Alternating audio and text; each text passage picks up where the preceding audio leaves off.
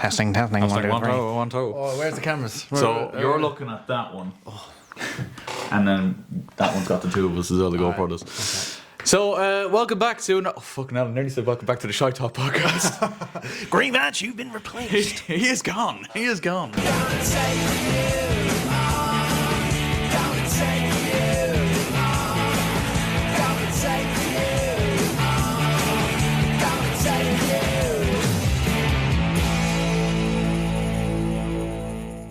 Welcome back, everybody, to the Verdict channel. You might be wondering, first of all, why the fuck is this video so long? Well, it's a podcast, and it's something that we're hopefully going to be doing a lot more of kind of as the season goes on. We're about to predict and kind of look ahead to the 2025-26 Premier League season. It's about 2 weeks away, I think, as of recording this episode. And to look through all of that with me and joining me on the show today is probably the biggest Chelsea fan I know. A bigger Chelsea fan than myself, which is saying a lot. That takes some doing. It's Mark the Spark Casey. How are you getting on, sir? Wonderful. Grievatch isn't here. It's a great day. He has been replaced. No, I'm doing good. Yeah, I'm doing good.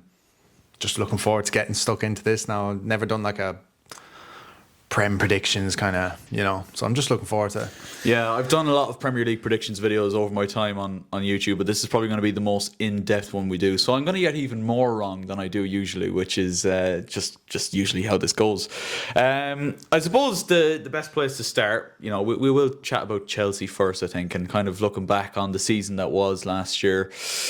Obviously, finishing fourth in the league, coming out of it with a Conference League trophy and the World Club Cup as well.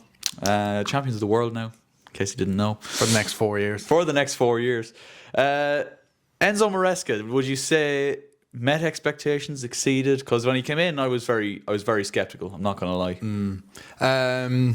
Exceeded. I don't think the board were looking to get top four the season just gone. I think from reports and everything that we're hearing is this was the season where, you have to get top four. So for him to get top four, exceeded expectations, got the Conference League, which we kind of expected. Club World Cup, wasn't expecting that. No. Was not expecting that. So I suppose he has exceeded expectations by a good way. Do you know what I think is kind of where people might be on the fence is we had such a hot start and there was Chelsea in a title challenge, all this nonsense, and we knew we weren't in one. But everyone was pushing this agenda of Chelsea are in a title race, and we were like, no, we're not. And then we fell off a cliff, as we always do in December. Yeah. And then there was a load of negativity for a few months. But like in November, Chelsea fans are singing, we've got our Chelsea back. Yeah. And then 2 months later, it's like, get him out! Yeah. I I think that's a wider footballing issue as well, though. Like, football fans nowadays, we're in the era of social media and stuff. Everyone is so reactive. And I've been very guilty of that in the past as well, making these videos. There's been times in the past where I could be singing a manager's praise one week and then the next week just want him gone, and he has to go tonight. Do you know what I mean? He's got to go, blood. He's got to go, blood. Yeah, yeah. Fair enough. I mean, look, I didn't expect us to get back into Champions League, and definitely towards the back end of last season, we had a couple of poor results, and I was like looking at the run-in we had. There was Liverpool in there was United, there was Forest. I was like, and not that United are any good, mind you, but like the fact that Chelsea usually tend to struggle against United home and away, but they pulled it out of the bag big time. Yeah, massively. No more than you. I was looking at that run-in, especially after that Christmas period, and we were dropping points left, right, and centre. And then I looked. The amount of points we lost to Ipswich last year was crazy. And then I looked at the end of season fixtures. I was like, we're in trouble here. We were in such a good position coming into the Christmas where I was like, oh, we're definitely getting Champions League now. Like, how will we not? And then bang, just loss, draw. It was just like, oh no, what is going on? But just delighted for Maresca to come in. Big pressure, it's a big step up from what he was used to, I suppose. It's the biggest job he's had. Yeah, but any manager that comes in, it's like we've spent so much money that you have so much at your disposal that the rival fans especially are like, you spend all this money, you have to. It doesn't necessarily work like that. Different managers have different ideas, different players, whatever. So no, I'm really happy for him. And then to win that Club World Cup, Yeah. come on, man. And people are also friendly, whatever. I love the way the discourse changes online once Chelsea went and actually did it. Yeah. Because like up until that, it was Chelsea are going to get smashed by PSG. They've Oh had my an God. easiest route to the final, which granted they definitely did. I think I said that on my video, but But to argue that, that's not Chelsea's fault. oh yeah, you can only beat what's in front of you. Like, It's not Chelsea's fault. City and fucking Inter bottled it. So, like, fair enough. Yeah, we had the easiest route to the final, but other teams didn't do their job, which made it easier for us. But then you've got the best team in the world in the final. Who no one was giving Chelsea a chance against. It doesn't matter who you beat before PSG. PSG, European champions, best team in the world. No one gave Chelsea a chance. No one. Maybe apart from the most optimistic Chelsea fans. I thought we were going to lose. I thought we were personally. goosed, yeah. So, like, fair enough, all this easiest running, but you're playing the best team in the world in the final, and then to just Batter them. wipe the floor of them. That first 45 minutes, I couldn't. It sounds so sad, but at half time, I was literally like, I put my hand out and it was like, Yeah, I was yeah. shaking. I was full of adrenaline. I just could not believe what I was seeing in front of me. It was mental. Yeah, yeah, it was. It was an unbelievable performance. And would you say that was like a real kind of statement victory? Not only the win, but the way they did it. You know, Yeah. like in terms Oh. of like looking ahead to this season and what Chelsea want to achieve. To do that against PSG, do you see it as it's a one-off game, anyone can beat anyone in a one-off game, or is it more of a case of this is what we should expect levels of performance-wise for Chelsea coming into the upcoming season? Maybe not levels that we should now expect that we're the best team in the world, and like on paper, yeah, best team in the world, but we know we're not. We finished fourth in England. There was 3 teams better than us in England, never mind the world. But it's not that I now expect Chelsea to reach those levels. I think it's more those players now know, okay, we can actually push on now. I always said that group of players, especially like just all these signs we've been making, all these young kids, and they needed to win something. And like when we bottled it against Liverpool, Yeah. like the £1 billion bottle jobs, that famous line, I was like, that was such a chance to get this winning mentality back. And then we won the Conference League. I was like, okay, it's nice. They've got that winning feeling now. But to win that Club World Cup against the best team in the world where everyone wrote them off, now I think those players have that confidence, have that self-belief. And I actually think that is really underrated. Like, to have that self-belief, I think could be huge for us, genuinely. And I actually think, and I keep saying I actually think, but against the top teams in this season, like the big 6, whatever, I think we're going to have a really good record against them. Yeah. And I think where the downfall might happen is those lesser teams, the teams that we're expected to beat. Burnley coming to the bridge with a low block. You know, and we might draw that game, or might lose a 1-0 or something daft like that when we shouldn't.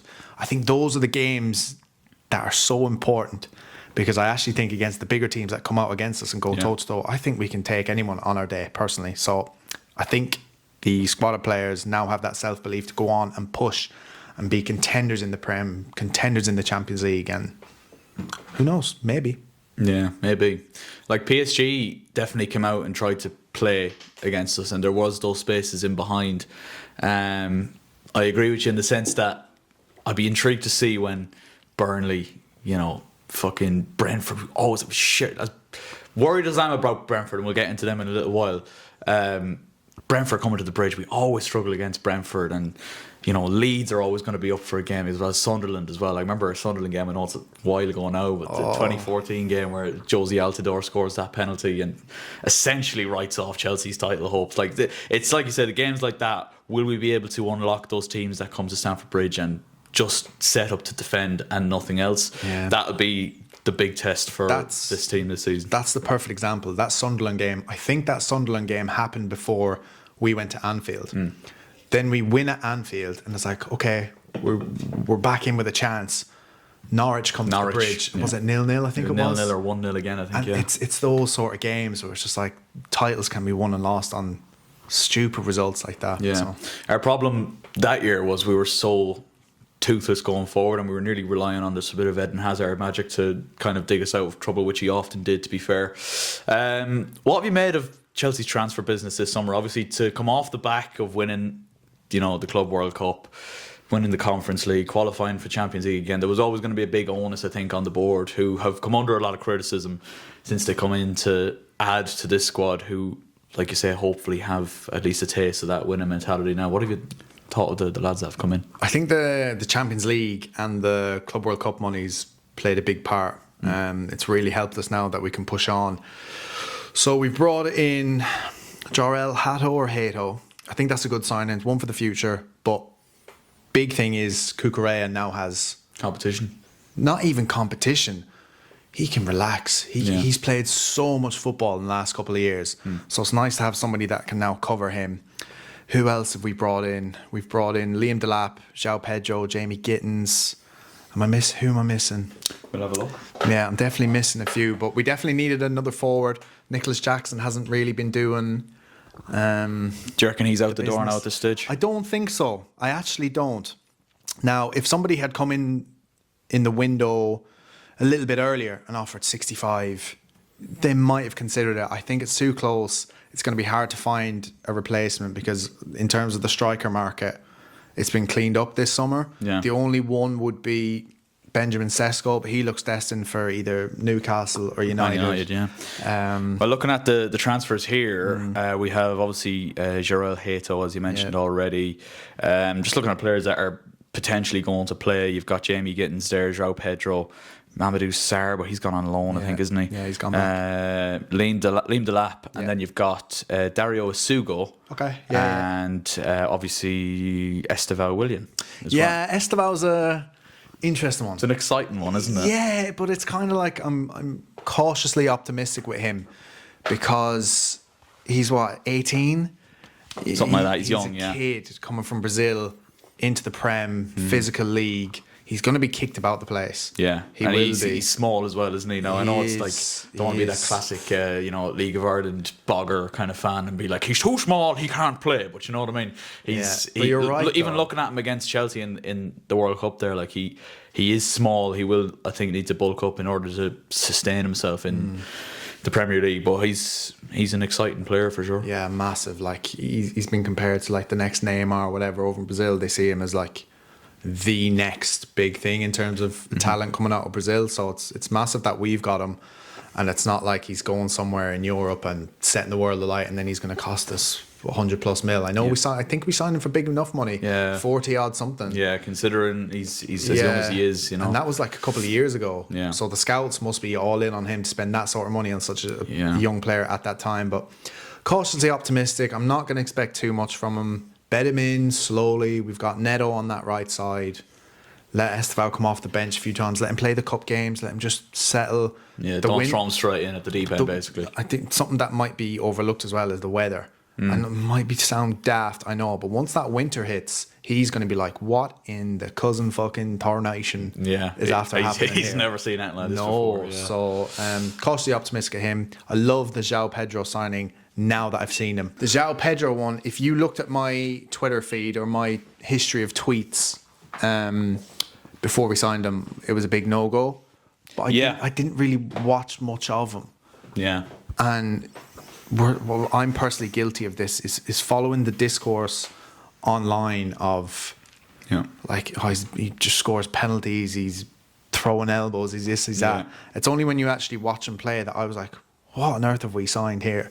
So I actually really liked how he looked in the Club World Cup. 2 screamers in the semi-final. Nice goal in the final. Yeah. He's a player now. I would have probably been in the same boat, and again probably a little bit guilty of taking other people's opinions on him and not really giving him a fair chance. But in my mind, he was a player who, discipline-wise, bringing him into a young squad, is it the best idea? I wasn't so sure.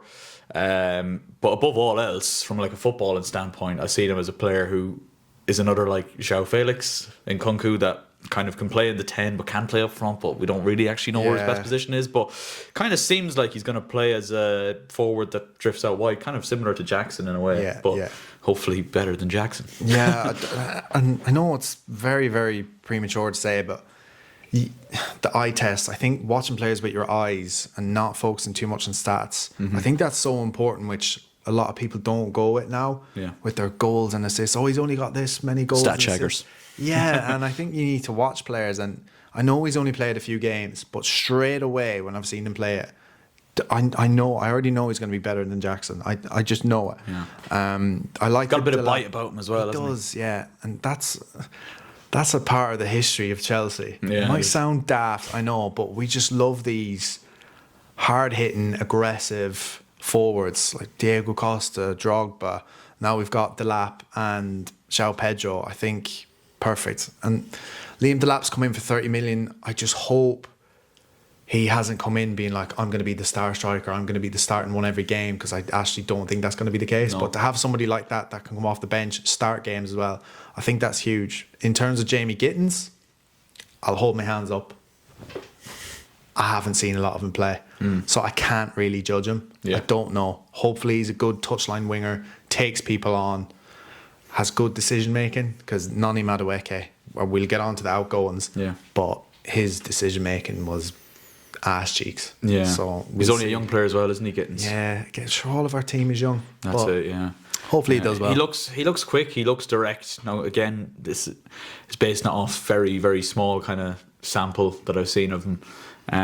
But hopefully he's a winger that's not afraid to tuck inside and shoot as well, because like such a common thing with wingers nowadays is just a case of like, oh, I'll look busy and I'll stand up my fullback, but then ultimately I'll just cut back and pass it back and we'll just recycle and go the other way, and it's very frustrating. Like the first couple of weeks of Sancho, I was like, holy shit, we've actually unlocked this player that everyone's been talking about, and it kind of fell off a little bit. And then obviously, was it a case of we didn't want to pay his wages because he was asking for so much? Well, officially we offered him 180 grand a week.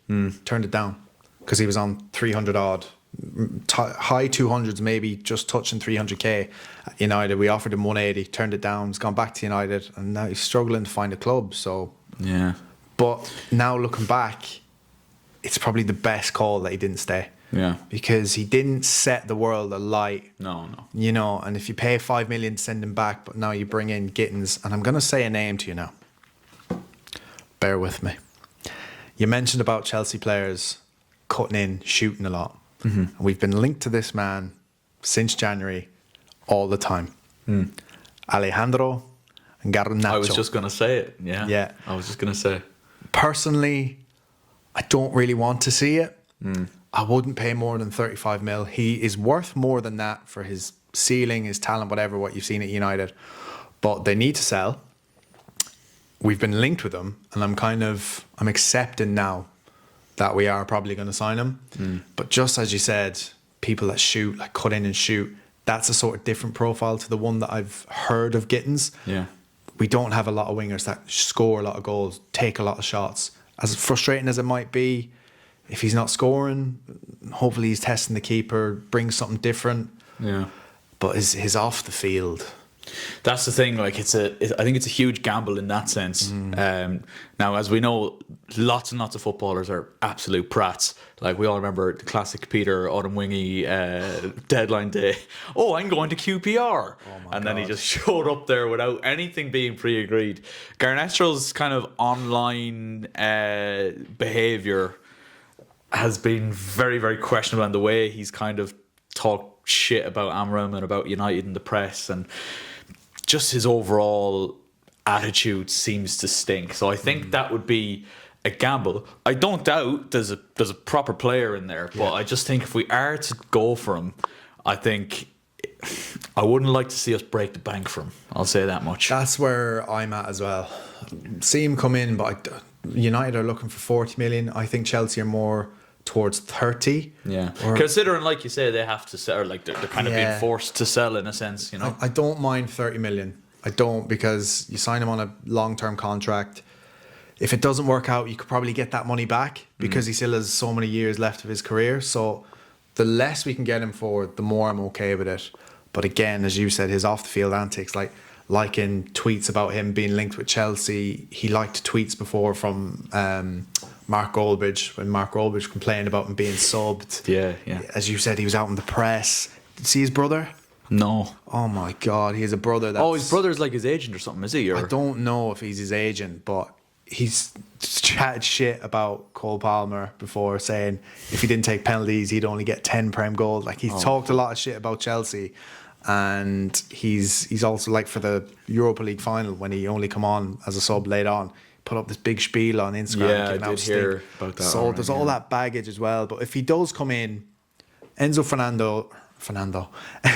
Fernandez is vice captain, Argentinian, can maybe put an arm around him. True. Jadon Sancho came in with a huge reputation of being a bad egg, poor work ethic. Yeah. That didn't come across at Chelsea. No. Chelsea have done their due diligence on Garnacho, from what I see from Matt Law, saying that they've done a background check and they've no issues, no concerns. So we're getting to a point now with this ownership where you just have to kind of trust them. Conference League, we're in the Champions League, Club World Champions. They've had a lot of misses, haven't they? And yeah. But I think a lot of the recent ones have been okay. Yeah. I think they've kind of won a lot of people around in that sense. I remember making a video probably 2 years ago being like Todd Bowley could relegate Chelsea. It wasn't obviously his fault, but a bit dramatic from myself potentially as well. That year we weren't far off. We weren't far off, man. We weren't far. Was that far off. Potter? Yeah, he got Tuchel's- sacked That and was then a Lampard came long in. year. We had 4 managers that year. Like, if you want to include Bruno we were- Salter as well. Towards the end of that season, it was getting a bit hairy. It was, And yeah. then we beat Bournemouth away, and it was like, okay, we've hit a points total that we're not I remember really the caught Bournemouth now. game and celebrating, and someone in the comments was like, "What the fuck are you doing?" I was like, "We're safe." Oh, dark But, times. Yeah, man. that was dark. But I think Garnacho, if you don't break the bank for him, he's a huge risk. But if it works, I do think you have a hell of a player there. Yeah. If you can just, like you say, maybe the likes of Enzo Fernandez, it might take someone like him getting in his head and just being like, right, this is how we do things here. Yeah. We're not the fucking shithouses that Man United are. Oh, 'Cause absolutely. Just Man United seem to have had a lot of issues with players in that sense over the last couple of years. But listen, we'll get a little bit more into Man United, I'm sure, a little bit later on. Last thing I want to cover just with Chelsea before we kind of look into the wider scope of the league and go into our predictions and all that kind of stuff. It's a problem that I've had for a while, and it's a goalkeeping issue. Oh my God. Bob Sanchez is going to be our keeper at the start of this season. After all of these signings and all of this money spent, there was talks of Mike Maignan near the start of the summer. AC Milan wanted 30 million. Chelsea only wanted to pay half of that. I remember being fucking raging that they didn't just do it at the time. I personally think that's the big thing that's going to hold Chelsea back from taking that next step. What would be your thoughts on that? I wholeheartedly agree. Like, when we got that Fabrizio Romano tweet saying, excuse me, He's dying. Milan, we're looking for 25 million. I was like, we've signed him. Yeah, just do it. 25 mil. Bargain. I know he hasn't had the best of seasons or the best of 18 months, but like, What's 25 million? 25 mil for one of the better keepers in the world. I was like, we've signed him. It's done. Yeah. And then we put in our first bid at 12 million.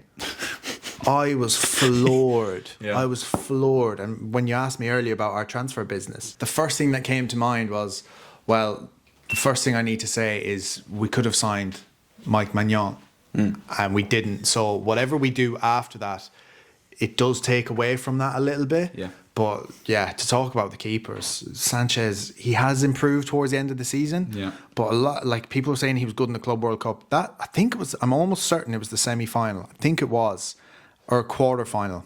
Who did we play in the semi? Thiago Silva? No, it was the quarter-final. Yeah. Before we scored, or maybe we were 1-0 up, they play a ball over the top. Sanchez is just rooted to his line. Doesn't come out. I'm screaming at the telly. Come out for it. And then he's hesitating, he's going, and he comes out, goes past him, Cucurella hits off the line. Yeah. If that goes in, it's a completely different game. And I was like, that is the reason, as you said, we're not gonna go take, like I said earlier, maybe we could be title challengers or whatever. Like, we'll be in and around it. I don't want to spoil the predictions or whatever. We'll be in and around it, but we're not going to win. And huge factor, if not the number one factor, is the goalkeeper. You will not win a Prem with him in net. You can't win a Prem, I don't think, without a world-class keeps. See that clip there? You won't win a Prem with Robert Sanchez in net. Clip that. But back at it, mate. When Reece James is lifting that Premier League title, Yeah. that could be a cold clip now. It could be, yeah. It could. Listen, I'd happily, if Chelsea go on to win the league because of that clip, I'm sure you'd happily look like a mug. Because Absolutely. Of it. Yeah, for the cause, die for the cause. Fantastic, yeah. Yeah. It would be a brilliant moment, yeah. I just think Sanchez, his reactions, he has good reaction saves every now and then.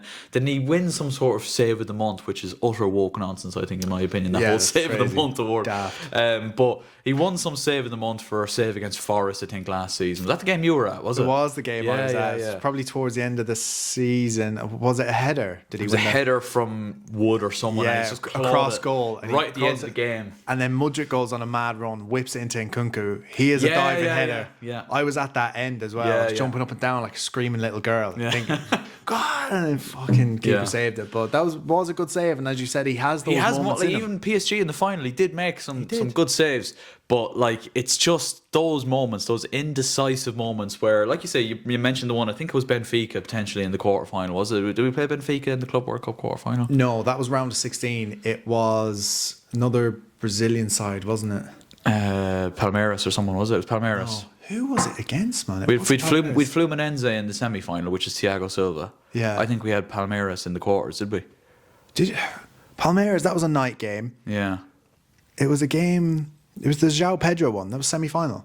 Yeah. So it must have been against Fluminense. Yeah, I got it wrong. Sorry, my bad. It was a But, semi-final. like, those kind of moments where like he doesn't know whether he's coming or going, and then in the end he does fucking nothing. Like he's just so rash. But like again, when Chelsea signed him, he wasn't even Brighton's number one No. as far as I can remember. Like, When we signed him and we paid 25 mil for him, we were kind of sniffing around Caicedo. oh, we paid 25 million for him. We wouldn't pay 25 million for Mike Magnan. I know, that's the crazy thing. But I think that was all part of sweetening the deal for Caicedo. But then Liverpool came in with the 110 million and then we had to pay 115. Yeah. So I think that was a little bit of a sweetener because he was, as you said, he was what, third choice? Yeah, he wasn't. He was certainly wasn't their main keeper anyway. When I he do left think Brighton. that was a part of it where we wanted Caicedo and we wanted to maybe sweeten the deal. Probably, Nobody yeah. could understand that signing at the time. I still don't. Why on earth they think he's the guy? And we're going in with him as the number one again. Like, Oh, mental. Do you know? If you'd, when the last day of the season, when we qualified for the Champions League, and you said to me, we're going into the new Prem season, match week 1 with Bob Sanchez in there, I would have been like, there's no way. There's no possible way they'll do it. There's no way they'll do it. yeah. And lo and behold, here we are. Yeah, like it's just, I just think it's mental. Do you know what? Petrovic was a weird one because I liked Petrovic. Like, did I think he was going to be a world beater? No, but I thought he was a better option than Sanchez. Yeah. And whatever since, was it Pochettino played him, didn't he? Yeah. And it was really only since Maresca came in, Maresca just never really took to him. I wonder if that's a case of he just can't play with his feet that well. Yeah. Like Sanchez is okay with his feet, but I often have kind of heart in my mouth whenever Sanchez has the ball at his feet because you don't really know what he's going to do. But yeah, just a strange one. And I do think, like, when it comes to our predictions and we're talking about where Chelsea will finish in this Premier League season, I just think with him in goal, I think we're not cooked, but you know what I mean. Like, in terms of a title race, like, He's going to drop. We're going to lose points because of him, for sure. those games, like we mentioned, the likes of Burnley at home, Brentford, Leeds, like Sanchez clanger. those are the games where someone will just get a fucking Wissa, will just it'll go in off his arse or something, and Sanchez will Like, just throw himself at it. You know. I don't mean to just go off on a tangent, but just the last thing maybe on this is that Brighton game where Cole Palmer scored 4 goals. Do you remember when Bob came flying out of his net? Oh my fucking and God, yeah. absolutely nailed. Was it 2 people? Was it Yeah. one of our players? Yeah, and yeah, a Brighton yeah. I player? think And then they just- Colwell maybe was one of them. and it hit off somebody, it went into the net, and everyone was like, "What?" Like that. They are the moments. Thankfully, we won We were that just day. lucky because we had Palmer doing his thing. Yeah. That day. Yes, massive liability is Bob Sanchez, but Chelsea have not replaced him. But we are going to talk about transfers that teams have made, and we're going to go team by team. We're going to look at basically who everyone's brought in, and we'll run through it fairly quick. We won't spend too long on each Yeah. team. We'll kind of look who's come in, who's gone, what kind of impact are they going to have. We'll start off obviously with Arsenal. They've helped us out again financially big time, because the first 2 names that are popping out on my laptop here for players that have come in for Arsenal are Noni Madueke, who has gone for 50 million, was it? 50 bags. 50 bags for Nani, and the other one is Papadam Hands, Kepa Arrizabalaga. Speaking of terrible goalkeepers, oh my God, we have a history of them recently. Yeah. My God. But just quickly on Madueke, 50 bags. What were they thinking? Yeah. They need a left winger. Yeah. Yeah, granted, he's played a little bit of left wing for us. But what were... I think it's wild. Considering, Crazy. he's just like a shitter B-Tech version of Saka. Yeah. Really, Literally. that's what because he plays the same position as Saka. Well, he did for us anyway. I know, like I say, he can and has played off the left, but is he going to start for Arsenal on the left wing? I don't think so. It's just crazy. One. Maybe because Martinelli and Trossard are kind of stinking up the gaff from what I can see from Arsenal fans. But you've paid 50 bags for Madueke to come in to be like not a replacement for Saka, but someone that can come in and fill in for Saka, give him a rest. The telling sign for me though is how it's fucking madness is when Arsenal came in with their first bid and Chelsea were like, yes, see you later, no problem, thank you very much. Did you ever do that thing in like career mode? Oh, when it's I like, already know where it's gone, yeah. you just don't scout the player and you just offer what you think he's probably worth, and the manager straight away goes, yeah. you have yourself a deal. Yeah. Like, do you know what I mean? And then you get the fucking thing after it's like F rating. Oh. Yeah, terrible deal, says the board. That's definitely what Arteta got. Yeah, oh, fact. But no, I've no doubt, like, Nani's a good player. He's a good player. He's not a great player. He's a good player, as Eamon would say. But he's not a fella who's going to come in and set the world alight. I don't think, and I certainly don't think, like, he really is, in my mind, someone who's going to come in and just play second fiddle to Saka. Yeah. Now, Saka had his injury issues, so maybe Arteta had that in mind. But from the way Arteta's talking, he's talking about maybe playing him off the left. I don't know how effective he's going to be from there, because in my opinion, his crossing is stink. Oh, absolutely. Like, as I said with Jamie Gittins, hopefully his decision making can be a lot better than Nani, because Nani, I don't know what it was, man. Just didn't do the right things when he needed to. And like, I'm not trying to shit on Nani and saying like I can't believe he's gone to Arsenal, but I just can't believe Arsenal have signed him for that amount of money. Yeah. Like, Arsenal should be going for way more. They should have been pushing for a Rodrigo or someone like that you're like, that's a statement signing for a position they need at left wing. Yeah. Why are you spending that much money on like a second fiddle, as you said, for Saka? Where if Nani had gone to an Everton, a Forest, even a Newcastle, I would have been like, they've got themselves a decent player there. But for an Arsenal, I wonder, like, in their mind, is it like a budget option, knowing that, and I'm going to mention him now, Victor Gyökeres was kind of their main target for the summer. Like Rodrigo, you mentioned there, like Rodrigo would have probably been like 100, 150 million anyway, wouldn't he? Like, you know, he would have been very, very spenny, I think. But now that 50 million would have been better going towards that. Yeah. The thing with Rodrigo is apparently Xabi Alonso just doesn't see a place for him at Madrid. Yeah. So maybe that's where the price comes down if they want to get rid of him. Whereas if they're trying to keep hold of him and somebody came in trying to... They play hardball a Not bit that more, Madrid would ever sell players that they want to keep, but... Even a Xavi Simons, that maybe we'll get onto it with Chelsea, but apparently Arsenal were interested in him. Yeah. We've sold them, Nani Madueke, for 50 bags, and then we're going to go in and get Xavi Simons, however you pronounce it, for not much more money than that. And it's like, they reckon it's going to be about 60, isn't it? That's where it's just like, what were they thinking? It's just like, and it's one thing, like, there probably is an element of when top six sides in the Prem look to potentially sell to other top six sides in the Prem, they play a bit of hardball. It doesn't really seem like Chelsea didn't even really have to do that all that much. It was like very much a case of, here's 50 million, thank you very much. Do you know? The Arsenal fans were going skits. Yeah, Like, I understand from what why. I saw, they just couldn't believe it. Yeah. And so neither could I. It's like their first bid was 50 bags, and we're like, oh, absolutely. Like, we've more than, I think we only signed them for 20 odd mil. Yeah. Maybe we've doubled our money there. So straight away, they're like, yeah, absolutely. If they came in with like a 35 plus add-ons or something like that and then build it up, we probably would have taken mid 40s, probably. Yeah. We've come in straight away with 50 mil. But Yeah. look, I'm harping on about it now. So Yeah, Chelsea have got a great Just deal madness, there. just madness. Arsenal have also got a couple of more CDMs. They're both kind of sixes, really, aren't they? Martin Zubamendi, who was obviously linked with Liverpool there a couple of summers ago, and Christian Norgard from Brentford. Yeah. A couple of strange ones there. I mean, if Zubamendi came in first, I believe, and then they got Norgard after that. So I was a Yeah. bit like, what's the play here? I'm not going to sit here and say, oh yeah, I've watched them loads. I know Zubamendi is decent. The Norgard one, that's just a bit of experience, maybe. Yeah. Prem proven, you know, depth level-headed. there, yeah. Yeah, just for depth. But they did need midfielders because the unnamed Premier League player now no longer plays for them That's a for I reasons we won't talk about. I feel like that's a whole extra podcast in and of itself. They did Scumbag, knock over but anyway. themselves in glory there. Yeah. Victor Gyökeres is the big one. What's your thoughts on him? I'm torn on this one. Yeah, they've He's- got their striker, they've got their man. It's either going to go one of two ways. He's going to stink up the gaff, or he's going to be unbelievable. I cannot see a world in where it's like, yeah, he's decent, okay, you know, yeah. he's done well. I think it's either going to be a massive letdown, or he's just going to fucking rip the place up. I don't know where I sit. Yeah, I suppose we'll be able to tell very early on, but or will we? Because I actually seen a compilation there recently of Morata in his first month at Chelsea, and he was just unbelievable. He got a hat trick at Stoke. He got a header against Burnley on his debut as well. We thought we had a proper number 9. That brother sold us dreams. Oh, sold a big dream, yeah, big time. And then he just fell off a cliff, big time.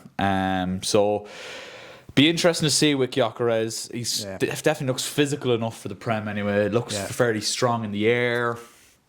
I don't know. If he does well, and he does go that way, I said he lights it up, they have a good chance. Yeah. They do have a good chance of challenging for the title. Look, I'll get into my Prem predictions later, Yeah. but how If he does completely depends how Arsenal finish in the league, I think. Yeah.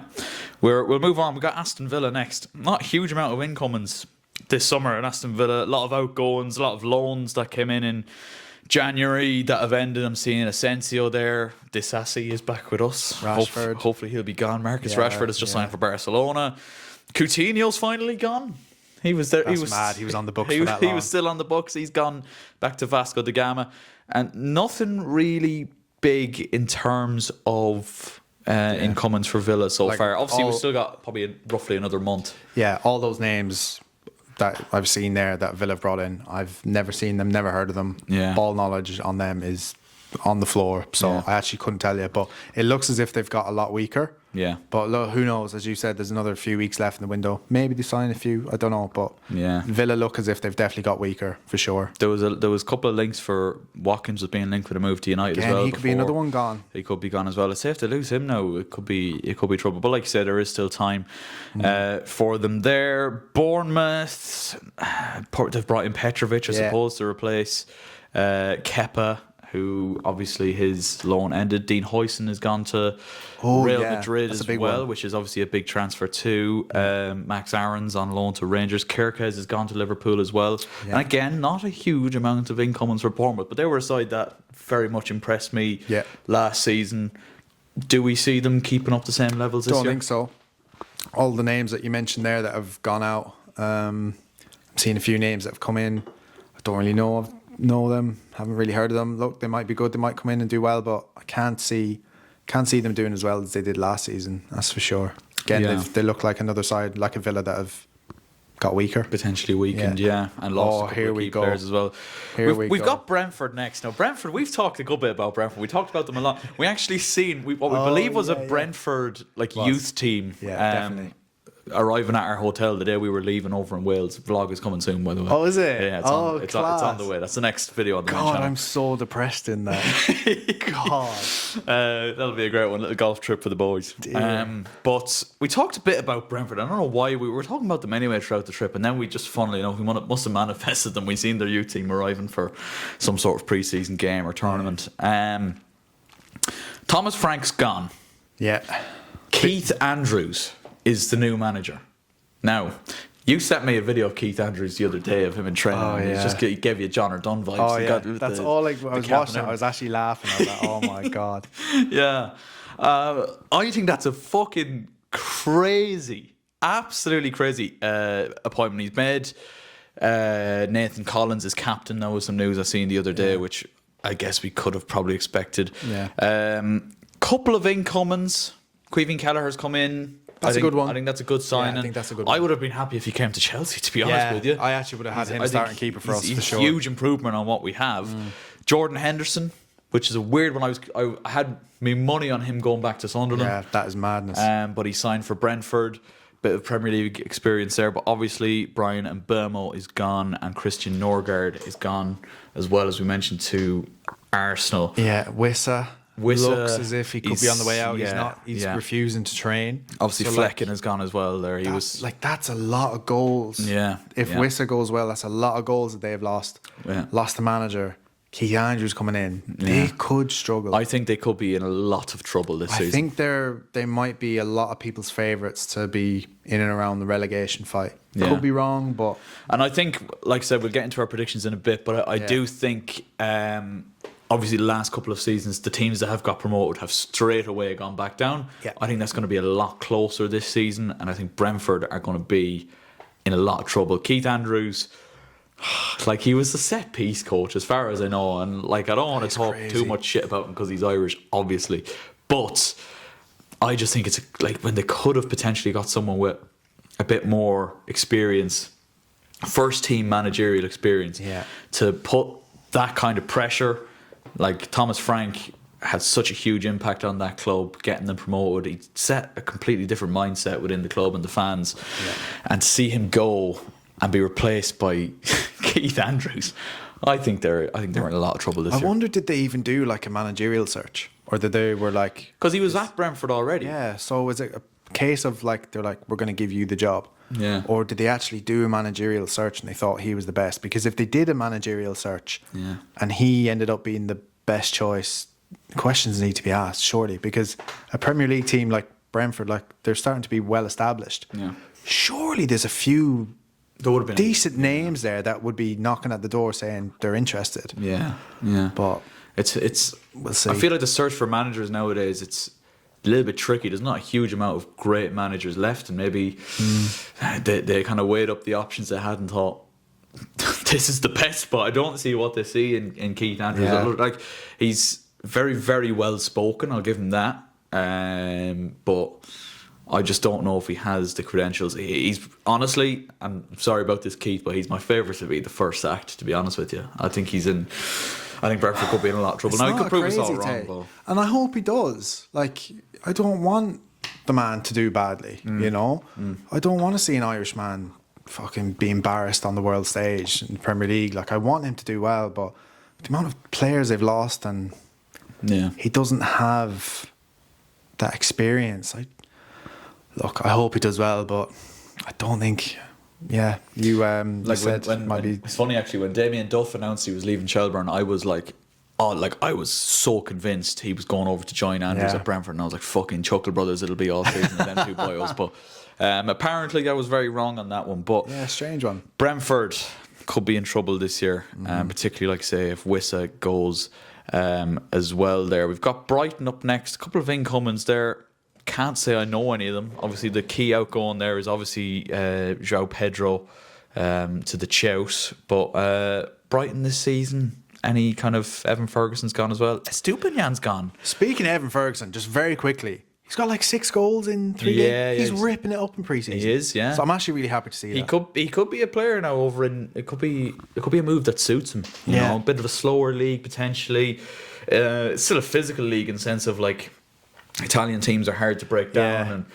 but he's big enough boy. Like, and if he can get a good run of games and he can stay in that Roma team, like, that could prove to be a very fruitful loan for him. I didn't realise that Estupiñán was gone as well, though. Yeah, where has he gone? He's gone to AC Milan. AC Milan, yeah. Because so- they let go of Emerson Royale, I think, and then they brought him in. So Yeah, yeah. that's a loss. That is a That's- loss, yeah, yeah. definitely a loss. And not like, this is the funny thing with Brighton, though. We can look at their incomings and not necessarily know who many of them are. That's a but great they have point. such a history of just plucking these fellas from everywhere on the globe, and they come in. Like Caicedo is one, Yeah. for example, that comes in and has just By the way, just a little side point on Caicedo. Have you been seeing what he's been doing on social media recently? I saw He's him- trying to die. I'm convinced. Oh, of it. up you not doing the seen? paragliding Yeah. in the ocean, yeah. Doing like fucking riding a jet ski over 100 mile an hour. yeah. Like I seen him. He was doing like he was in a little kayak or something, and you can see a fucking crocodile off in the distance. And I seen some fella's video on TikTok, and he's like, "What's the one thing that like upsets crocodiles? Clapping your hands." And what does Caicedo do? Oh my God. There was one of them jumping over fire. Like he's just I don't know what he's doing. He's, I saw a video of him yesterday, maybe not as mad as paragliding, but he was in a church preaching. Yeah. He was up there with a microphone giving us socks. hell yeah. Oh, he's all over the place. Yeah. Doing all sorts. He's finding himself potentially. But yeah, Brighton will be fine. Brighton will be fine. Yeah, You can almost be sure that one of these Tommy Watson actually is not bad. I didn't actually notice him. He had a decent season with Sunderland last year in the Championship. Oh, is he the guy that scored in the I think he playoff scored final? in the playoff final. And Yeah. So he's the guy that left. Okay. He's kind of like, I'd imagine, with Pedro and Ferguson gone, he's kind of just going to slot right in Interesting. there. Up top for them. But Look, as you said, you can never write off Brighton in terms of No. incomings. You could look at them and say, I've never saw any of these in my life. One or two of them could absolutely rip it up next season. Everyone will be like, where did this guy come from? Yeah. That's always the case at Brighton. So I'm not really worried about them now. To be no, honest. and they'll always be tricky to play as well, Yeah. They'll always be solid. Burnley now, a couple of interesting ones in here. And where is he now? Where is he? There he is. Kyle Walker is signed for Burnley. He's back in the Prem. Who else have they got there? They've got Tuanzebe in from Ipswich as well. Basher Humphreys, he was a Chelsea boy as well, wasn't he? Yeah. So Burnley obviously up this season again. Last couple of times they've got promoted, they've never really looked like sustaining that. Can you see them doing it this There year? was 1 year under Deitch, I think they got. They got Europe, didn't they? Yeah, they did. Yeah, but then they went down the year after that, I think. Yeah. But one more to that list is Leslie Ugochukwu from the mighty Chelsea. Yes. He's a good talent, midfielder, good signing. I presume it'll be on the cheaper side, maybe Yeah. 15, 20 mil, maybe, if we're any good at doing. I like the look of him, sales. actually, to be fair. Whenever he did get in at Yeah, Chelsea, yeah. he looked like a bit of a John Obi Mikel type that you could throw in whenever you need to kind of see out a game. I think he was just a victim of circumstances at Chelsea with Lavia, Caicedo, Enzo, all these massive money signings. He was never really going to get a look in, but personally, I hope they go down. Yeah. Sorry. Bloody Burnley! Yeah. If any Burnley fans are watching this, your claw, I don't know what it is. I think it's Deitch.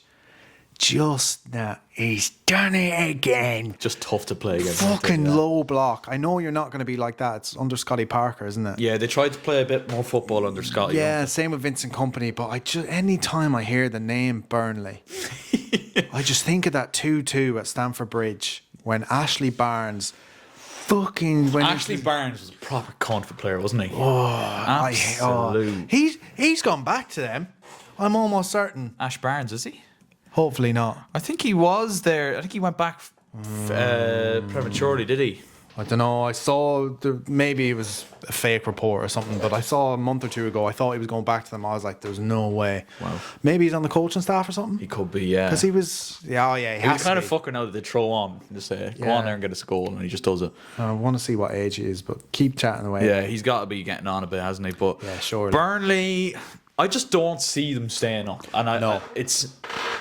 it won't be for the want of trying, but I just. There's not many signings there. I think when you come up, especially these days, the difference between in quality between the Championship and the Prem has gotten so big that you really need a big. Now Kyle Walker is an interesting signing, but he's not someone that's going to save you, is he? Like, No, he's lost a step or two for sure. he has, yeah. He's certainly not the fucking Olympic sprinter No. that he once was. But look, Burnley, they'll make it difficult for teams. No doubt they'll make it difficult for us this season at times as well. But I just can't see them staying. Yeah, they're going to have to do that if they want to stay in the Prem. Yeah. But Scotty Parker doesn't have a great record in the Prem. Yeah. I think he came up with Fulham. I don't know, was there anyone else? But he doesn't have the best of records as a Premier League manager. So I'd assume that'll be the same at Burnley. Yeah. He's going to have to change it up if they do want to stay. Yeah. But God, I hope they go down.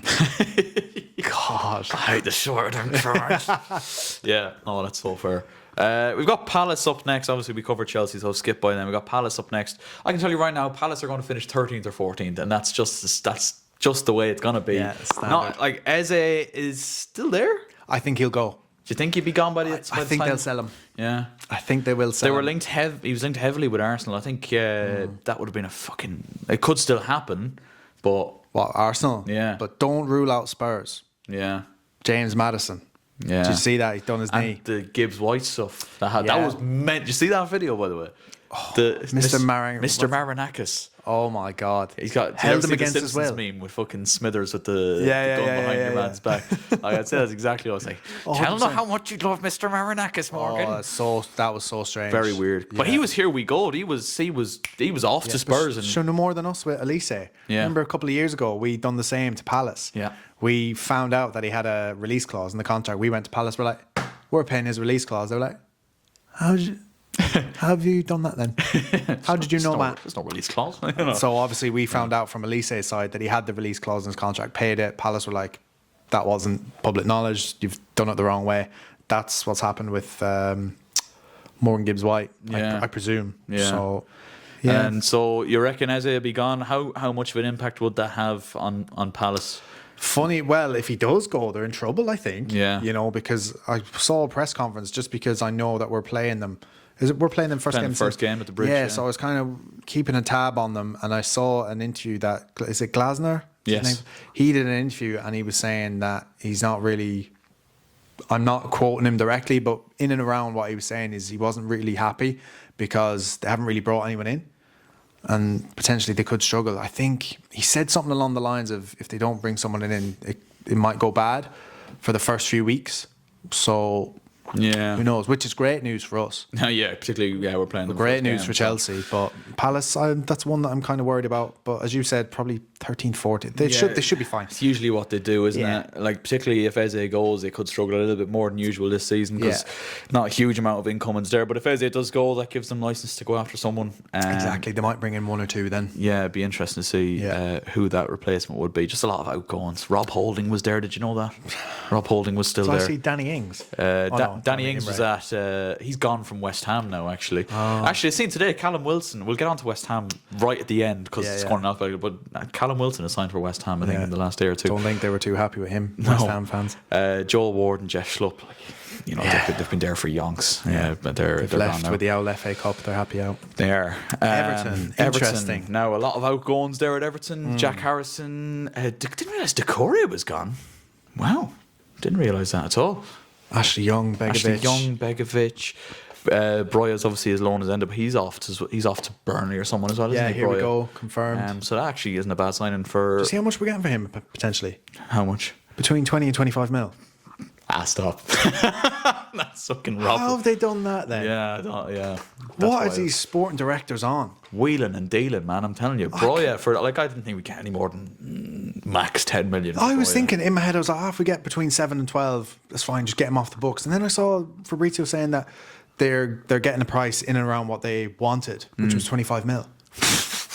So people are coming out now, like reports are circling that we've got 20, 25 mil from. Crazy. Oh, Crazy. another money laundering scheme. Oh, unbelievable. A couple of Everton incomings there. That Tierno Barry fellow, is he Villarreal? He's come in for decent money as well. I'm going to give you a little insight on him.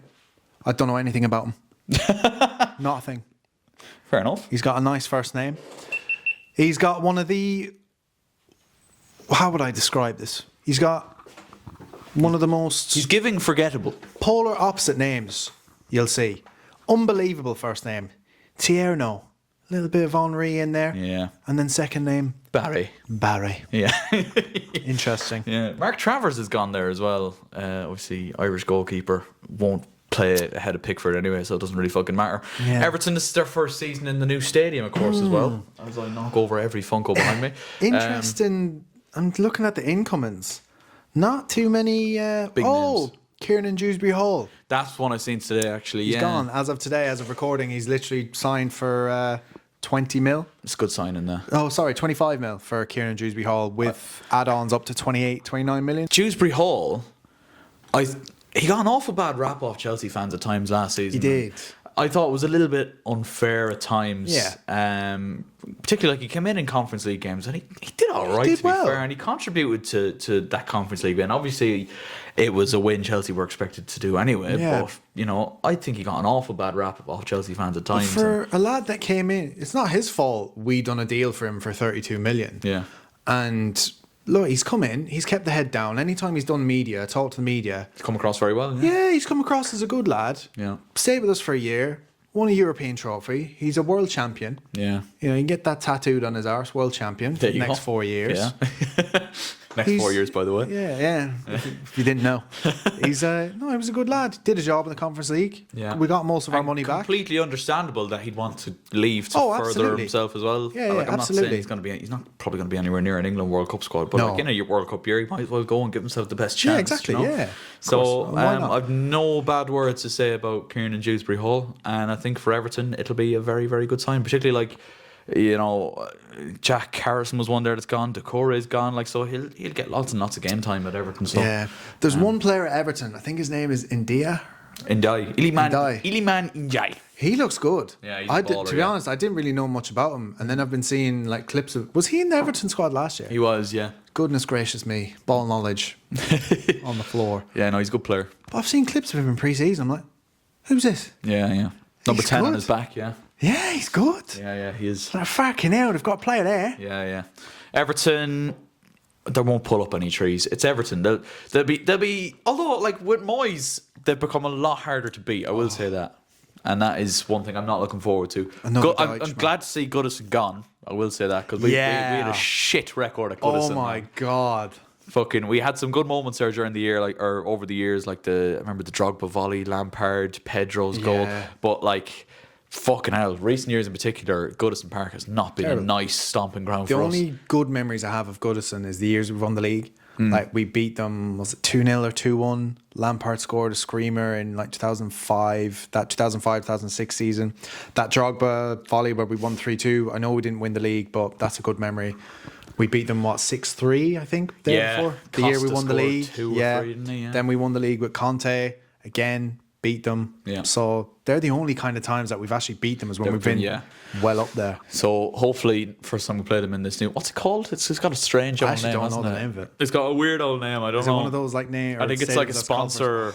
Yeah. God. Yeah, it's a strange one now, as far as I know. The fucking Supermax Stadium. Like, Something along those lines. off. Yeah. Oh, now the supermarket after the game. But look, Everton will be fine. They'll go through a period where they're like, "Oh, we're gonna get relegated," and then they'll just not. Like, yeah. so I think they'll But be they fine. came close under Dyche there. A couple came of years very ago. close, yeah, Last day of the season, but they were fine last year, and they'll be fine again this year, I'm sure. Yeah, I Be think fine. like Palace, they'll be in around that 13, 14 spot. Yeah. Fulham's up next. Again, dear. not an awful lot of incomings for Fulham. A lot of outgoings. Carlos Vinicius released. Willian's gone again from them. Wow. But again, just not an awful lot of incomings. But Fulham were fine So, last year. yeah, but they're fine. They've got the same team, same manager. You'd expect them to like expect them to be literally fine. exactly the same. Like Yeah. their squad is like in terms of names of note, you could say Vinicius, you could say Willian, but like apart from that, no one really that should be like, oh no, I can't believe they're losing him. No, I'd expect them to be in and around mid-table. Yeah. The lower half Of the table yeah. to mid-table. Yeah, they'll be fine. But like I said, there's still time for them to make signings if Yeah. they feel like they need to. But They'll be fine. Marco Silva's a good manager as well. Now we got the second promoted team that we've talked about in this video, and that's Leeds United. Very happy in a way to see them back, because I feel like they're proper Premier League team. It is. So Leeds, happy to see them back. Ellen Road, good spot. It's on the bucket list of stadiums I really want to go to while Chelsea are playing there. Right, yeah. So I am glad to see them back, and if I can get over to Ellen Road this season, I will try to. But, Yeah. I don't know in terms of incomings, outgoings. I didn't watch a lot of Leeds in the Championship, so I don't really have an opinion on them. Yeah. All I can say is the promoted teams in the last few years Really struggled. generally struggle. They've brought in Sean Longstaff from Newcastle. Could be a good signing, Prem experience, but Yeah. whether they have enough or not to stay up, I don't know. I don't know. They have a lot of too incomings much there, about but their again, team. not an awful lot that we can say we've seen. A couple of lads from Wolfsburg there. It's hard to know. Again, we'll only really know, a couple of games in. If by they- if they're by up to it. Christmas. By Christmas, yeah. We generally know who's going to be in the relegation fight. I do hope Leeds stay up. I hope Sunderland stay up. Yeah. Burnley. Burnley can fuck off. Yeah. Yeah, well, fair enough. So that's Leeds. Next up, we got the champions, Liverpool. Now, we know a lot of Liverpool fans. We do. Won the league at a canter last year. Yeah. I think it's no exaggeration to say. And what makes me slightly worried about them this year is the fact that they've improved their starting 11 dramatically. Yeah. Trent has gone to Real Madrid. Obviously, there was a lot of heated opinions about that. But Trent's gone, and they've replaced him with Jeremy Frimpong. from What's your Bayer opinion Leverkusen. on the Trent? Just quickly. Yeah. How do you think he handled it? Whose side are you on? Oh, Are you on the camp of he's got one career, he's won everything at Liverpool, let him go, he was a boyhood Liverpool, he came up through the academy, or is it he's a snake? yes to the first thing you said. Okay. I do think you have one career, and Real Madrid is very much on the bucket list for a lot of clubs. You and I know that more than anyone. Seeing Eden Hazard leave that time was obviously very heartbreaking. Yep. But I held nothing against Eden Hazard when he left, simply because I was like, he deserves this. And maybe with Trent, to a degree, you can look at it. He's won everything. He's won 2 Premier League titles, a Champions League. He literally won it all with his boyhood club. He deserves it. Now, he probably could have gone about it a better way, like running down your contract. Like, I think now, obviously, they made 10 million on him in the end because Real Madrid wanted him for the World Cup. But happy days in that regard. But Just when you said like Eden Hazard, we had no ill will against Eden Hazard. He only had a year left in his deal and he left. But we also did get 100 million from him. yeah, that's the difference. If Real Madrid came in with 80 odd million for Trent, I think a lot of people would have been like, fair enough. Yeah. The fact that, as you said, he ran down the contract, and Speaking fluent Spanish in his press conference. That was unbelievable. Absolutely crazy behaviour from him. That was unbelievable. And then he said something like, obviously, I've been waiting for this moment for a long time. But by a long time, I mean the last 2 months. Yeah. Like, crazy. That's where I think, and I fully believe this, Madrid were in his ear the last 2 years and said, we want you to come. We're not going to pay anything for you. You have to run down your contract. Yeah. That's like where making a deal with the devil in a way, isn't I it? hate Madrid for that. The amount of times they've done that. What? Mbappe? Yeah. Trent? Who else did they bring in? Did they get Bellingham on a free, or did they pay a fee for him? Can't remember now. For some I reason, don't I have know. 100 million in my mind, but Really? I could be wrong. I don't know. I could be very wrong in that. Yeah, but I hate how Madrid go about their business. Yeah. So, yeah, I see he has the one career, whatever, but like that's your boyhood club. Yeah. Like, if Reece James did that, we'd be very annoyed. Yeah. You know? So I'm actually, believe it or not, I'm actually more on the side of the Liverpool fans. Yeah. Yeah. I do think he snaked them quite badly. I would say, agreeing with the first point in that, yes, you have one career. Real Madrid's a bucket list team for a lot of clubs, or for a lot of players rather, to go and win Champions Leagues and be a Galactico and all that kind of stuff. It's the dream, right? Yeah. But to kind of do that to your boyhood club, now obviously they made 10 million on him, which they're probably laughing at a little bit now at the end, Liverpool fans, but you could have gone about it a better way. For sure. This new fella they've brought in, though, Jeremy Frimpong, looks very, very pacey, similar to Trent in a sense that he seems very attacking minded. He played a lot at wing back, I believe, under Xabi Alonso at Bayer Leverkusen. Might still have those kind of defensive frailties at right back. Yeah, I think he does. And they've also got a new left back as well. We mentioned him earlier in Milos Kerkez from Bournemouth. I think that was a transfer that was needed. Yeah. Andy Robertson. He's last getting on a season, bit, He's isn't he? getting on, yeah. Did he stay in the end? I swear he was here. We go to Atletico Madrid. I think and there he was just- a lot of interest in him. I don't think he is gone. I think he stayed. Yeah. They've also got Mahmoud Ashvili as keeper. I mean, an interesting one. Will he be happy playing back up to Alisson? Is it going to be a bit of a passing of the torch? Yeah, I'd say a year or two he'll Yeah. take over. They've also got Ekitike, who Chelsea were linked with That's at a one point mad as one well. for me. That I don't understand that one. Yeah. Personally, like, great. If they bring in Isak, you've got two Yeah. good attacking options. But if you were so mad on getting Isak, why would you go in and take Newcastle's replacement? I guarantee you, if Liverpool didn't sign Ekitike however many weeks ago, 2-3 weeks ago, Isak would be a Liverpool player like right now. Yeah. Right now. It was a big power move in a sense. It was. That they were like, right, either you give us Isak or we take your best target. And when Newcastle were like, go fuck yourselves. Yeah, they were took like, the target and then they're like, but we also want We'd Isak. also like Isak as well. And Newcastle are still kind of going, well, swivel on that. Yeah, you know? but that's why I just don't understand it. Like, Yeah, very strange one. yeah, I do think they'll get him though. Do you think they'll get Isak, do you? I do think so. Yeah. Don't know. No, the Liverpool fans in my house don't seem as confident. I think they will now. But it'd be a fucking hell of a signing if they manage to. He's kicking up an awful storm. He is, yeah. He's being left out of Newcastle squads for pre-season games. And If he does stay, I mean, fair play. But I do think the damage is done there. Florian Wirtz. Yeah. What a signing that could be. I mean, Huge. is Big that money. that's the British transfer record smashed. Yeah, and From then Liverpool as well, Yeah. which, one thing Liverpool fans have been saying is like, we don't spend any money. We don't do this. We don't do that. Well, Before we bought Kepa, yeah. they broke the transfer record fee for a keeper. Mm-hmm. They broke the transfer record fee Centre back. centre back. Yeah. They've now broke the transfer fee for midfielder. Yeah. And If they if get they- Isak and as if they well. get Isak. That would be mental, yeah. I didn't think of it that way. So you're spending money. Yeah, yeah. You're spending money. Yeah. But, and I don't believe, or I can't believe I'm saying this, I applaud them.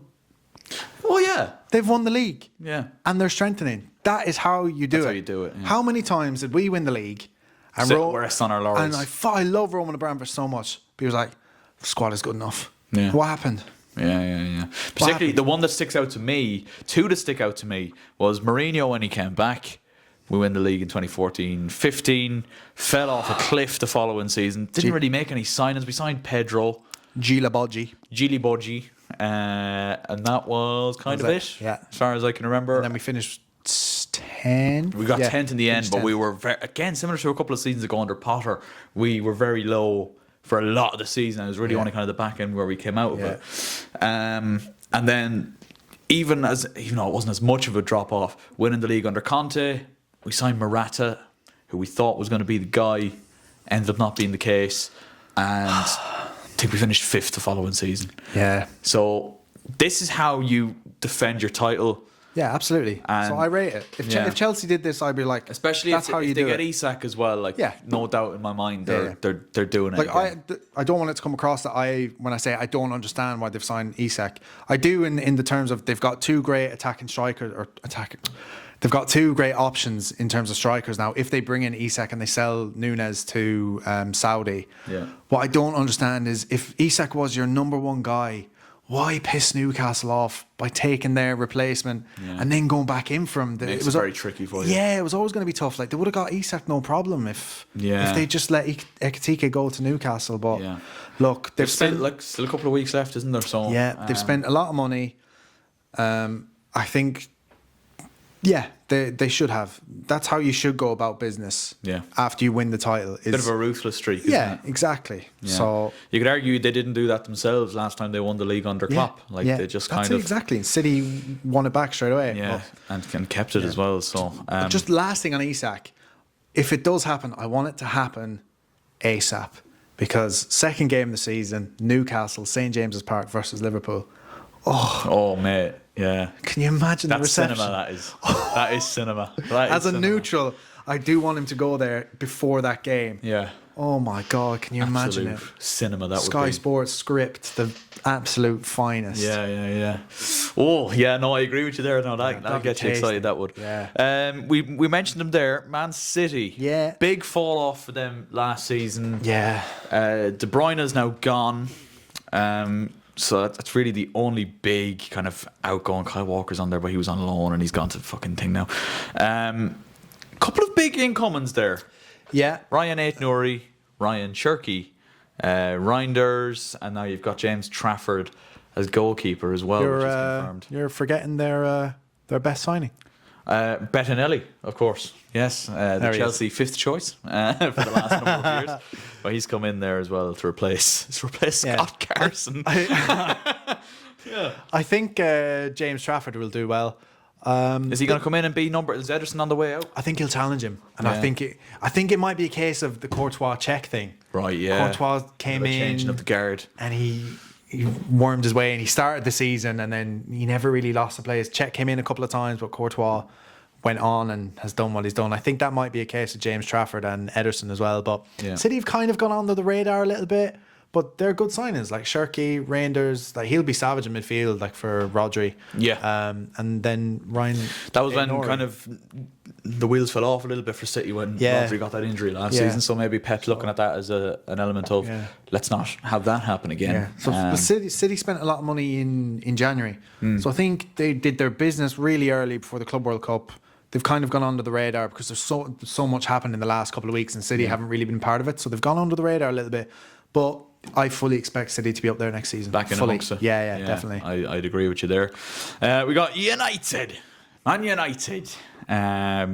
What's your opinion on Man United, by the way, Oh my first God, of all? shit show. Yeah. That club is one of the worst clubs that I've seen in my long time living on this planet Earth, as you well know. Yeah. I can't, like, They're just a mess, aren't they? shit show. Glazers, terrible. Jim Ratcliffe has come in. He only bought 28% of the club. Yeah. Disgrace. They had an offer on the table from the Saudis to come in, clear the debt, Yeah.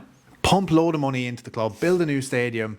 But no, fucking Glazers were like, Jim will come in, help us. He's going to take the flak. We can still make money off the club. My brother's a United fan, so I'm actually really clued in on Man United. I watch a lot of Mark Goldbridge. It's a shit show. It is a shit show in that club.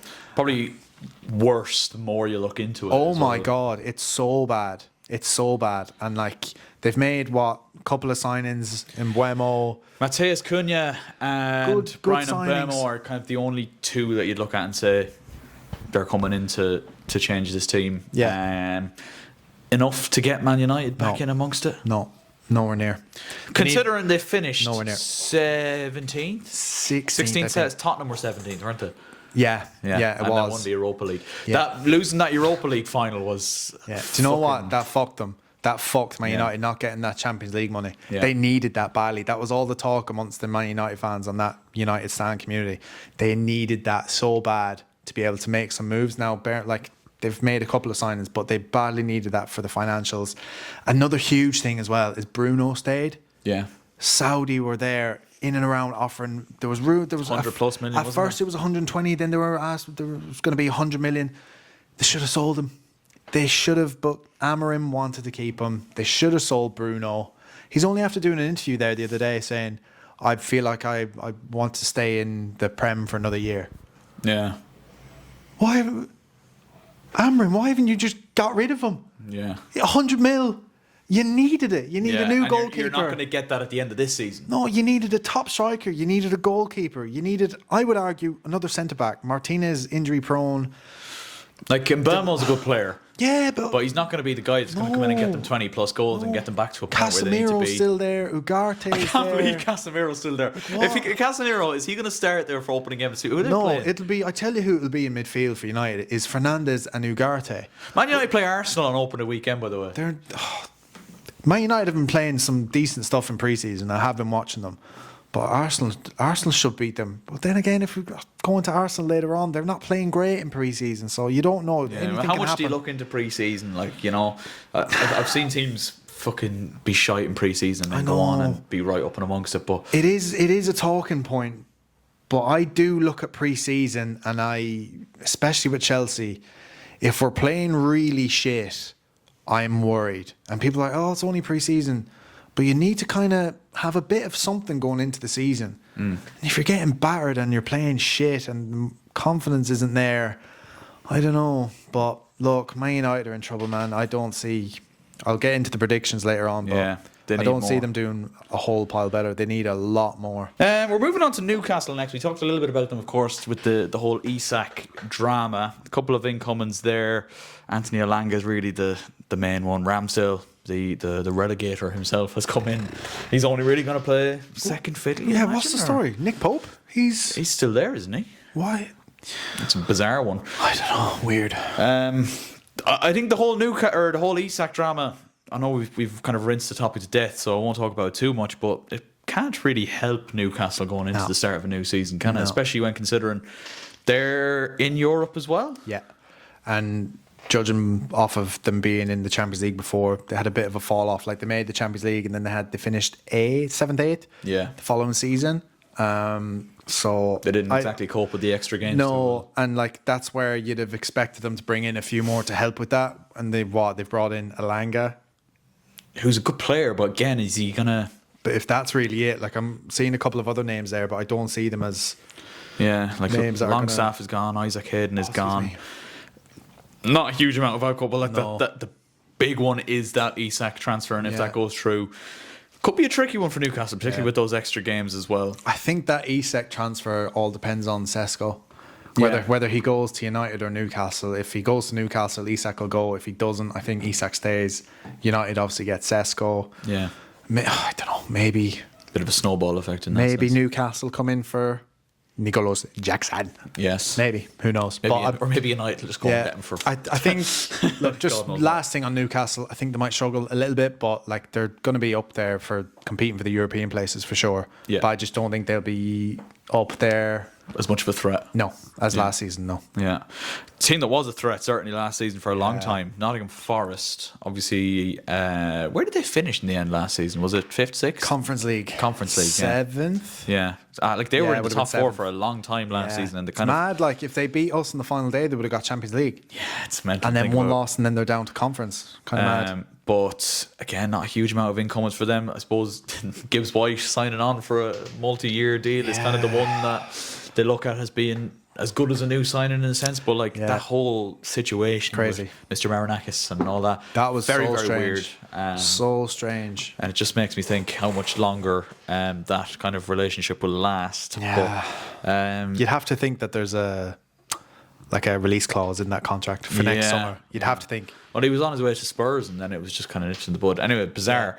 Not a huge amount of incomings. Alanga's gone. From an Irish perspective, Oma Bamidele has gone to Strasbourg, who's actually Chelsea's Lovely. sister club, is it? Yeah.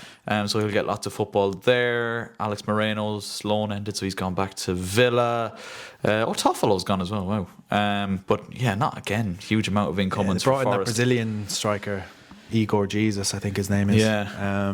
I just don't think Forest will be as high as they were last year, No. personally. Now, I don't think they'll be in trouble. No, 'cause I think I they're a don't good see enough that. squad. Yeah, but- I agree with you. I think again more like a Palace.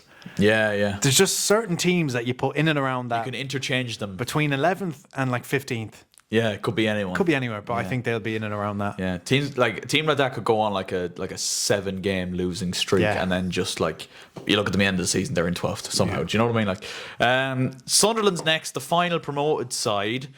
Joe Bellingham is gone. Very weird transfer in my opinion. Gone to Dortmund very much for his name in my opinion. Definitely. But that's a whole issue in and of itself. Tommy Watson has obviously gone to Brighton. We mentioned him earlier. Granit Xhaka is back in the Prem and he's Interesting. back with Sunderland. Thoughts on Interesting one. Yeah, interesting one. Prem experience. He's been there. that? He's Dinger's done come it. in from Brighton as well. It's not a bad signing. Yeah. Real Nildo. Yeah. So they have made a few signings there. Now, look, I'm not going to sit here and say I know a load of them that have come in. Yeah. But like the Xhaka one is good. A Dingra one is good. Look, they've spent a bit of money. Yeah. Well, they got a lot of money. I think it was their Yeah. record sale was Joe Bellingham to Dortmund. I think it was 30, 35 million around those, Yeah. which was mental. Yeah. I'd have liked to see him actually play a year in the Premier League with Sunderland before making that move, but Yeah, I you would have thought he would have. I really would have thought he would have. You Now, know. from his perspective, if Dortmund come in, like you're not going to turn them down, especially when your brother's been there and he's had such a good time and he's springboarded off Yeah. his Real Madrid move. But I don't know. If that's me, I'm definitely doing a year in the Prem. Yeah. Just to have a year, just say I played a year in the Prem. But yeah, look, especially after getting Sunderland back to the Prem, like it is great to see Sunderland back in the Prem. oh, that's Sunderland and Leeds. I really hope they stay up. Yeah. But Burnley. Burnley can just fuck off. Anyway, Yeah, Sunderland. I'd like to see Sunderland stay up. Yeah. Do I think they will? I'm not so sure. We'll get into it in a few minutes. So that's Sunderland. We got Topspur. Tottenham Topspur. Son is gone. Which, you know what? Yesterday I said to Danny, I was like, very weird that Son didn't announce that at the end of the season. Like, it's a weird time. Danny was like, well, they're on a tour of Korea. Yeah. So they're hardly going to go on a tour of Korea without Son. And I was like, Yeah, that makes a is lot of fair. sense. Yeah, that makes sense. Because that's a huge portion of their fan base are watching Tottenham because of him, and now he's gone.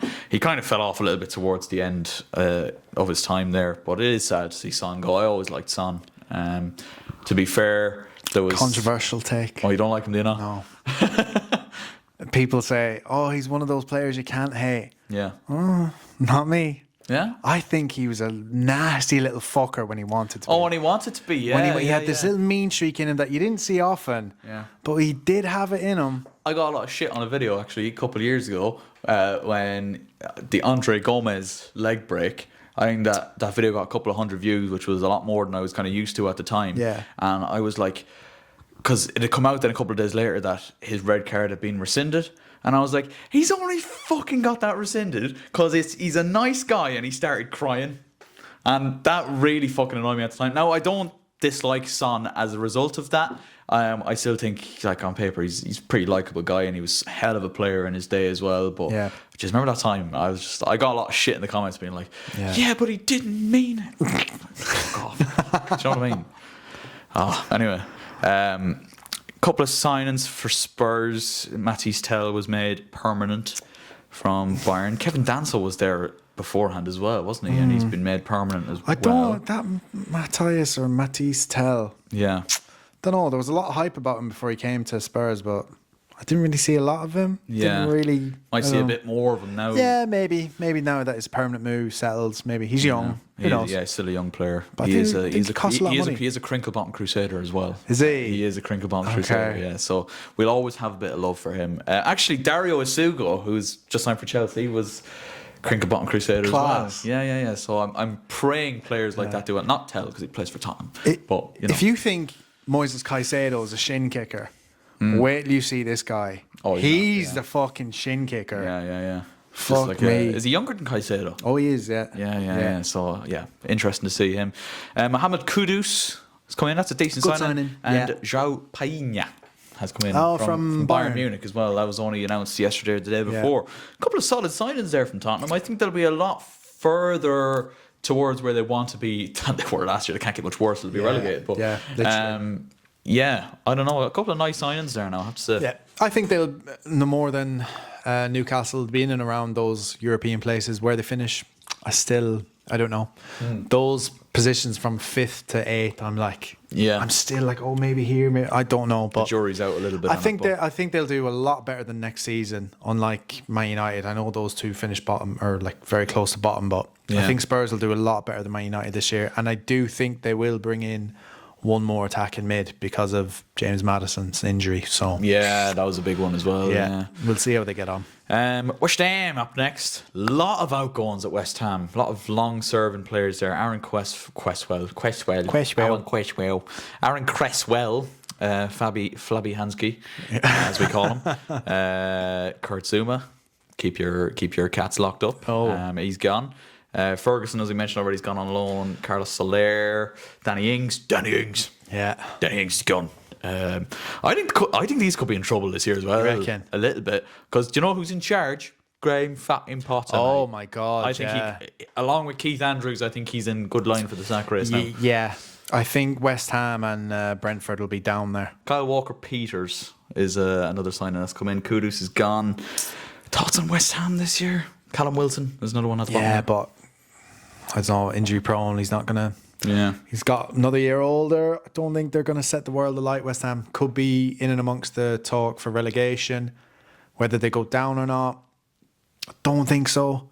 But it could be a case of they're down in the relegation zone. Potter gets sacked. Somebody comes in, Saves them. brings them up a bit, and then it's just that rinse. Big Sam. It's that rinse and repeat for West Ham, man. Yeah, They just, and then the odd year they'll have a good year out of nowhere, be pushing European places, Europe, won the Conference League, and then it's just My question with teams like West Ham and Wolves, who we're going to chat about next, is like, is that gap close enough now between the teams that have just come up to challenge that kind of relegation threat? I think it's a lot closer than it has been the last couple of years. I agree, yeah. Wolverhampton Wanderers. Cunha is gone. That's the big kind of deal with them. It's the final team. Who's their manager? Oh, it's Fella from Portugal. yeah, it's some Portuguese Don. Yeah, it was Lopetegui at the start of last season, and I can't remember for the life I've of me seen who they people fucking talk brought about in. him. They've got a decent manager. Yeah, I think Wolves will be all right. they but- pulled themselves well out of it, didn't they? Yeah, but they've lost Cunha. Nuri's gone as well. Yeah. Sarabia, Craig Dawson was released. Wow. Yeah, I don't know, man. I don't know. Like, my problem with Wolves, and I kind of said it, if Cunha's out or if he's gone, I said this about them last season, like, where the fuck are the goals going to come from? Do you know? That's my biggest kind of issue with them. That like, Larson geezer's Strand good, Larson. man. Yeah, Strand Larson, potentially. Could be the Don, but He might be the one that kind of helps them, you Yeah. know, in terms of do they fall into that relegation talk or do they finish around that mid-table group that we talked about? I think a lot could depend on him, to be honest. yeah. A lot fair. could depend on him. So that's just kind of a somewhat in-depth breakdown on all of the teams. We're going to finish off this podcast. It's been a fucking long one, lads. I'll Has tell you been. that. With our predictions. Now, we could do from 1 to 20, or we could just go who's going to get relegated, who's going to get top 4, champions, all that kind of stuff. I've written up kind of a rough estimate. I spent about 5 minutes on it this morning of like a 1 to 20 that could very well change based off what we've kind of discussed on the episode today. Yeah. But I guess we'll start off. First question: who's getting relegated? Now, last couple of years, I think the last 2 or 3 years anyway, the 3 teams that have come up have gone straight back down. In your opinion, is that going to be the case this year? No. I think one of them will stay up. One of either Sunderland or Leeds. Right. Sunderland have spent a lot of money. Look, I'm not going to sit here and say, yeah, I know everyone that's come in. They've given themselves a chance by spending that amount of money. Maybe it's just hope. I don't know. I'm sick of seeing these 3 teams that come up go straight back down. Yeah. I like Sunderland. I like Leeds as much as we have that rivalry with them. Burnley and Leeds to go down. Burnley and Leeds, definitely. And then it's a toss-up between Sunderland,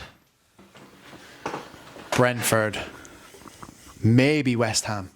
Right. Okay. I think that could be that last place is between those 3 teams. Personally, what do you have? Right. Fair enough. I've gone Burnley as well. Please God, get rid of Burnley. I think Sunderland are going to come up short. Really? Yeah, I'd like Sunderland to stay up as well because I love that Newcastle Sunderland Yeah. proper Barclays kind It of is, rivalry. yeah, I yeah. would like them to stay up. But look, maybe the new signings will click and I'll be Maybe. proven wrong. Yeah. And I've got Brentford as well. You know Okay. how concerned I've been for Brentford. Do you know what I was thinking as well over the last couple of days? It's fucking going to blow that's up again, gone. so it is. It's what was I saying there? Oh, yeah, Brentford. Sorry, Keith Andrews come in. People, there's always that one team where people are like just something happens, and then people are like, "Oh, they're going to struggle. They're going to," and then they end up fine. Yeah. I was You just have a- you have thinking. a feeling about them. I was thinking Brentford. Even though I've said it myself, they might be in and around there. There's always just that one team where everyone's like, "Oh yeah, they're in trouble," and Yeah. then they're fine. Maybe it's just me not having any faith in Keith Andrews. Yeah. Like, I think that's the main thing. And if we mentioned it earlier on, if they lose Wissa as well, I just don't see how they're going to score goals. Yeah. Do you know? Yeah. And I mentioned it with Wolves. I actually have Wolves just surviving. Right. Okay. Just surviving. And I think I've Leeds next and then West Ham. Let me just Okay. double check that. My phone's right here. Why am I guessing? Just keep fucking looking at it, Kelly. Yeah, I've Wolves, Leeds, West Ham in 15th, but those are interchangeable, I think. Yeah, it's that I didn't really do that kind of group above relegation because it could be any. You know, it just Yeah. fluctuates so much. Yeah. And that's why, like, the next 4 are Everton, Palace, Fulham, Brighton, in my opinion. Bournemouth, you could even throw in there as well. Yeah. They're all going to be interchangeable, I think, Yeah. in my opinion, as well. I've got Forest in 9th. Okay. I don't know. I've got. Do you know what? We'll just say top 4. No, is it going to be top 5 again? Depends. Could be. Yeah, Could it be. just depends on how well the teams do, I guess. Is Yeah, it? could be. So if we're saying top 5 is Champions League, who's getting it? In no particular order. Fucking hell. I can't believe I'm saying this. Spurs. Oh, Chloe Corcoran's going to love me. I can't believe I'm saying I think that. it'll be close as well. I I don't think they'll push yeah. it, but Newcastle, until the season starts, like right here, right now, it's a toss-up. Unless we get a few weeks or we come deadline day and we know who has who and whatever. I don't know what's going on with Newcastle. So I'm just... Spurs, 5th. Spurs are going to get that Champions League space if the Prem gets the 5th spot. Yeah. 4th. Will I give you my top 4? Go on, eh? 4th. Arsenal. Oh, remember there was a time actually where Arsenal were synonymous with 4th under Yeah. Wenger, so Yeah. it'll be kind of nostalgic. I don't know. Yeah. You know? Bit of a hot take with that one. If there's any Arsenal fans on, he doesn't know what he's talking about. We finished second the last 3 years in a row. Shut up. Get that early God out my team. Yeah, if you couldn't get it done the last few years, I'm sorry. Liverpool, spoiler alert, Liverpool have to be favourites. Yeah. And it's not like no one gave them a chance last year, but the money they've spent now, the team they've got, they have to win the league. Yeah. There's no if, buts, or maybes for me. They have to win the league. They're under pressure to win the league now. Yeah. Slot didn't have that pressure going into the last season. No one gave them a chance. Because it was such a big change into the guard. Yeah, no one gave them a chance. But now they've won the league. They've massively improved. For me, they have to win the league, and it's a total failure if they don't, personally. So I have Spurs in 5th. Top Spur. Arsenal, if they get it again, come deadline day, maybe they've got that winger. Who knows? But if they don't bring in anyone else, maybe they bring in an Eze. Who knows? But from what I'm hearing, from what I'm seeing from Arsenal fans, they're worried. They're genuinely worried. That left-hand side, they need to bring in another 1 or 2. They need to bring in a left winger. They need to bring in an attacking mid.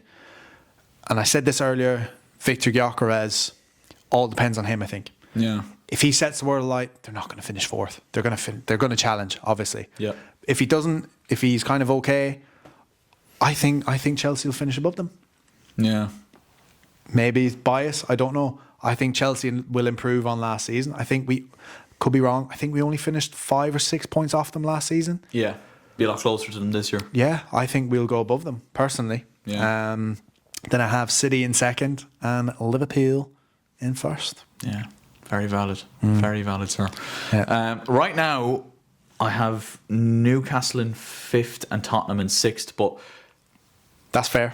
Again, that could... could be interesting. I do like the look of Tottenham this year, as much as it makes know. me very ill to say it. But Chloe Corcoran rubbing her hands.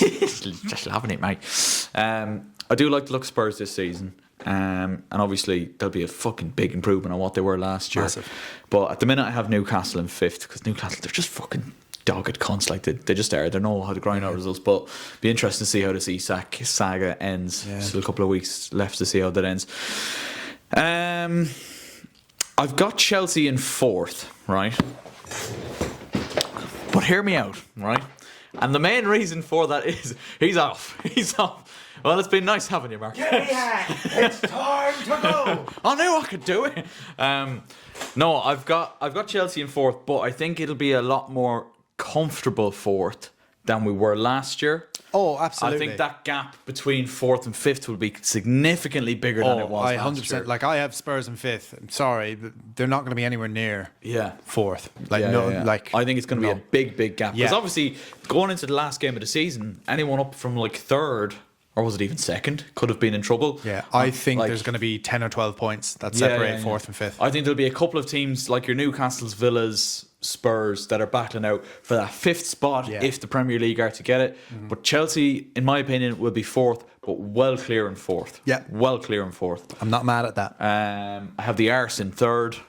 But again, a lot of it depends on Gyökeres. Yeah. Because, like, their main thing over the last couple of years is we haven't been able to get over the line because we haven't had X, Y, and Z. And that a big part of the X, Y, and Z has been a striker, someone to put the ball in the back of the net.